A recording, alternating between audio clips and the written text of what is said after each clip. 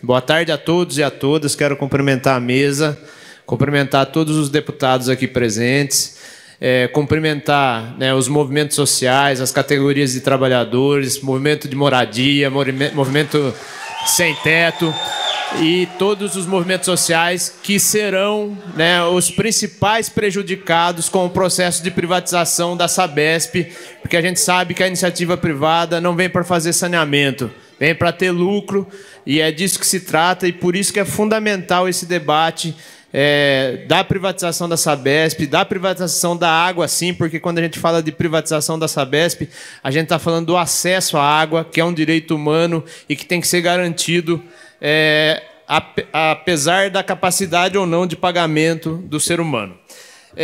Eu sou aqui presidente do Sintaema, que representa os trabalhadores, né? E a gente tem feito esse debate de maneira pouco corporativa, porque, no nosso entendimento, o principal objetivo de ter uma empresa de saneamento como a Sabesp é levar saúde para a população, né?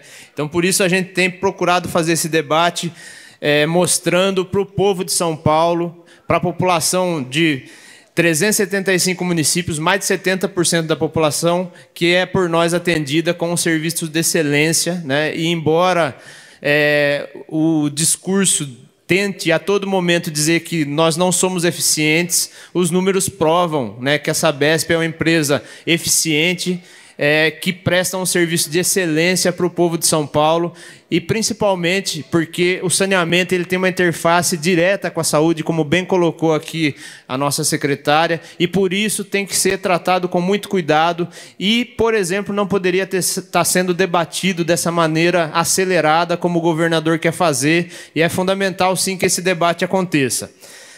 A gente não fala muito do ponto de vista corporativo, mas é necessário dizer que hoje ainda nós temos 12 mil trabalhadores da Sabesp, né, que têm um compromisso diferenciado, que são, sim, eficientes, e a própria população aprova, né, o nosso serviço. Recentemente, numa pesquisa feita pelo Datafolha, onde mais da metade da população de São Paulo aprova o serviço feito pela Sabesp, né, e que tem uma grande capacidade, por exemplo, de reação a desastres climáticos, como a gente viu em São Sebastião, diferente do que acontece ou do que aconteceu nas últimas semanas aqui pela Enel e graças ao processo de privatização. Então, o processo de privatização ele mostra, né, de serviços essenciais quais são os efeitos, e a Enel também. Para quem não sabe, ela é uma empresa de economia mista também, mas uma empresa de economia mista italiana. Então, a permanência do Estado não garante que esse serviço seja feito, né, com eficiência, porque o que vai ser entregue da Sabesp é justamente o controle. E o acionista privado, o controlador privado, ele vai maximizar o lucro e, com isso, vai demitir, vai reduzir os investimentos. E isso está comprovado na experiência mundial. Então, a minha fala aqui ela é mais introdutória. Eu quero citar, né, alguns casos de procurar demonstrar aqui que a gente vai na contramão da história, do que está acontecendo no mundo hoje em relação principalmente ao serviço de saneamento. A secretária ela citou, né, o caso da reestatização de Paris, né?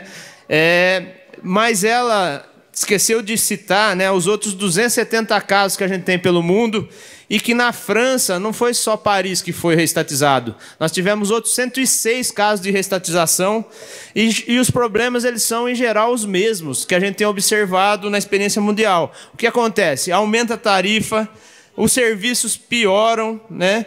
Os investimentos não são realizados, o poder público perde o controle social, né? E a gente tem um histórico, né, de perda de qualidade e de problemas no mundo no processo de privatização.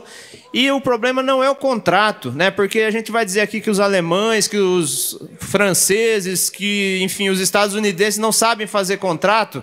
O problema é a característica e a essência do setor privado que vem para obter lucro, e isso não pode ser colocado num serviço tão estratégico que tem essa relação direta com a saúde da população, que é o serviço de saneamento, né?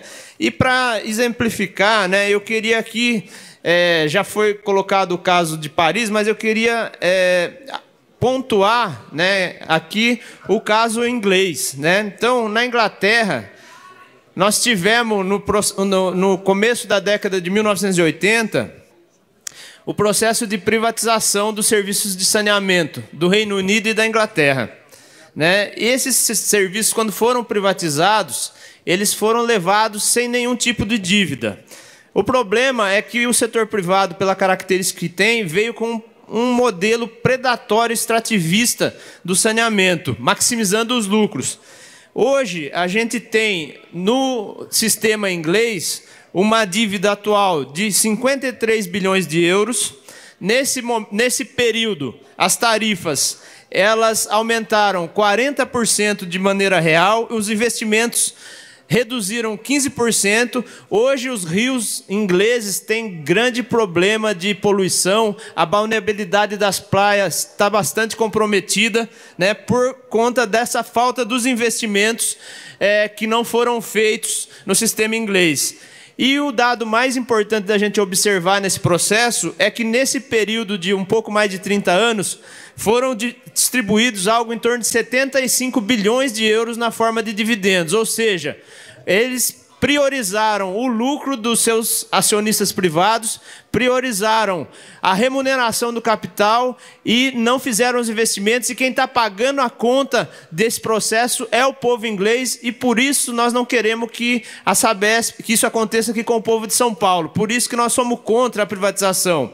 Mas nós temos também alguns exemplos nacionais, né? A gente tem aqui a experiência de Manaus, que inclusive nós temos o companheiro Vanzo aqui, que foi da Sabesp e que depois que saiu da Sabesp foi presidir a empresa de Manaus, depois vai trazer com detalhes para a gente aqui o que aconteceu lá, mas é importante dizer que lá está há 23 anos privatizado, só 15% dos esgotos são tratados e só 25% da população tem acesso à água e ao esgoto de maneira integral. Campo Grande, um outro exemplo, né, que também está privatizado desde 2001. Nesse processo foram trocadas 3 vezes o operador privado porque não se cumpria o contrato.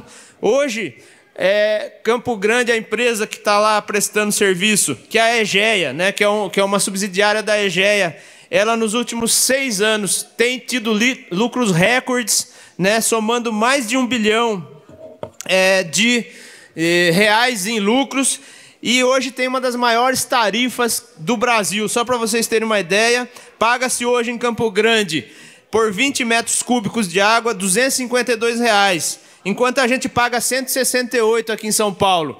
E mesmo lá no Mato Grosso do Sul, manteve-se a subsidiária que opera os outros municípios, e hoje tem uma tarifa de R$ 181 por esses mesmos 20 metros cúbicos, o que demonstra, né, que o agente privado ele vai sempre priorizar a lucratividade, não vai fazer os investimentos, e quem vai ser prejudicado é a população. Para eu poder passar a palavra aqui para o meu companheiro Amaury, para ele já ir se aproximando, para concluir, né?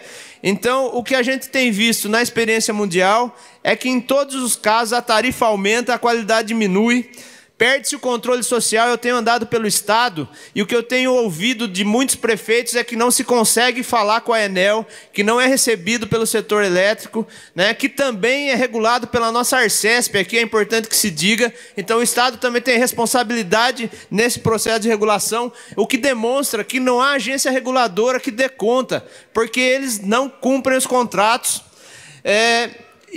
Por fim, para encerrar mesmo, não há nada que justifique, isso vai aparecer nos dados que vão ser apresentados na sequência, que se privatize uma empresa que é um patrimônio do povo paulista, que é eficiente, que tem os seus serviços quase que universalizados e que vai universalizar antes do que exige a lei, que é um parceiro nos municípios onde opera, né, do poder público. Nós não podemos permitir que a Sabesp vire uma nova Enel, porque a privatização da Sabesp não interessa ao povo paulista, o povo pobre, periférico, aonde necessita de investimento não será atendido, e a privatização da Sabesp só interessa a quem vai comprar ela, que vai ter lucros exorbitantes porque a empresa está pronta, está com serviços universalizados. Se o setor privado quer fazer saneamento de fato, que vá em outros lugares do Brasil onde realmente existe a necessidade dos investimentos, que a gente sabe que o setor privado não vem fazer aqui.